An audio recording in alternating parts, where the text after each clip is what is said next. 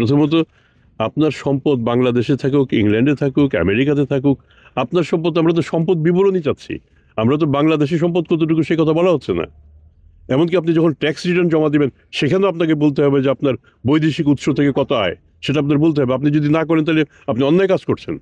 কাজে অন্যায়কারীকে আপনারা গ্রহণ করবেন কিনা সেটা আপনাদের ব্যাপার। আর মনে করতে হবে দুদকের আমাদের কর্মক্ষেত্রে কতটুকু। আমরা কিন্তু পুলিশ না, আমরা কিন্তু অন্য কোনো সংস্থা না। আমাদের আমাদের মূল কাজটা হচ্ছে রাষ্ট্রীয় অর্থ, রাষ্ট্রীয় লোক আর মানি লন্ডারিং, মূলত এই কাজগুলির মধ্যে আমরা আমরা থাকি। এখন যদি কারো অনুপার্জিত অর্থ থাকে সেটাও আমাদের কাজের অন্তর্ভুক্ত। তো আমরা তো আলাদাভাবে কে কোন দল করলো, কে কোন পার্টির, কে কার পেশা কি, কে রাজনীতিবিদ, কে অন্য পেশার, এটা খুব বিবেচ্য না। আমাদের বিবেচ্য হচ্ছে তিনি আমাদের যে শিডিউল, এই শিডিউলে তিনি অপরাধী কি না। যদি সেই শিডিউলে অভিযোগ পাই, অভিযোগ যদি প্রমাণিত হয়, আমরা আমাদের সাধ্যমতো কাজ করি। এবং এটাও মনে রাখতে হবে আমরা কিন্তু বিচারকারী না, বিচার করে কে? আদালত। আপনি যে প্রসঙ্গটা উত্থাপন করলেন এটার সাথে আমি সম্পূর্ণ একমত। আমাদের জনবলের শুধু ঘাটতি না, জনবলের যে এক্সপার্টিস সেটারও ঘাটতি আছে। এখন ধরুন অপরাধের ধরন তো অনেক বদলে গেছে। আমি জীবনে এর আগে কখনো ক্রিপ্টোকারেন্সির নামই শুনতাম না, শুনি নাই। বিটকয়েন নাকি, এগুলি ধরেন আমারও তো শিখতে হচ্ছে। তাই কাজে আমাদের লোকদেরও শিখতে হচ্ছে এখন নতুন করে।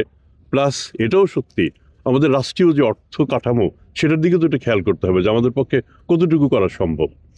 এবং আমি এটাও যদি বলি সত্যি কথা, আমাদের যে হেডকোয়ার্টার, হেড অফিস যেটা সেগুনবাগিচাতে, সেখানে আমাদেরও অ্যাকোমোডেশন হয় না। যে কাছেই এখানে হচ্ছে ভালো কথা। আমরা চেষ্টা করে যাচ্ছি যতটুকু আমাদের সাধ্য আমরা আমরা আগাবো। আমাদের লোকবল বৃদ্ধি করতে হবে এবং এক্সপার্টিসও আমাদের ডেভেলপ করতে হবে। আমাদের আমাদের প্রথমে বলি আমাদের সীমাবদ্ধতার কথা। আমরা তো খুব বড় প্রতিষ্ঠান না। আমাদের যতটুকু সামর্থ্য, এই সামর্থ্য অনুযায়ী আমরা কাজ করব। আমরা কাজ করি, আপনারা টের পাচ্ছেন তুলনামূলকভাবে আগের চেয়ে কাজ বেড়েছে। আমি শুধু একটা উদাহরণ দিই। 2008 সালের নির্বাচনে আমাদের সাবেক প্রধানমন্ত্রী, যিনি দেশ ছেড়ে পালিয়ে গেছেন, তিনি যে সম্পদ বিবরণী দাখিল করেন তাতে শুধু একটা উদাহরণ দেই, তাতে কৃষি সম্পত্তির পরিমাণ তিনি সেখানে দেখিয়েছেন 5.21 একর। আর আমরা যখন অনুসন্ধান করতে যাই আমরা পেয়ে যাই 29 একর। তাহলে আপনার কি দাঁড়ায়? তাহলে আপনার শুরুতেই তো আপনার সেই নমিনেশনটা বাতিল হওয়ার কথা ছিল, কিন্তু সেই নমিনেশনটা বাতিল হয় নাই।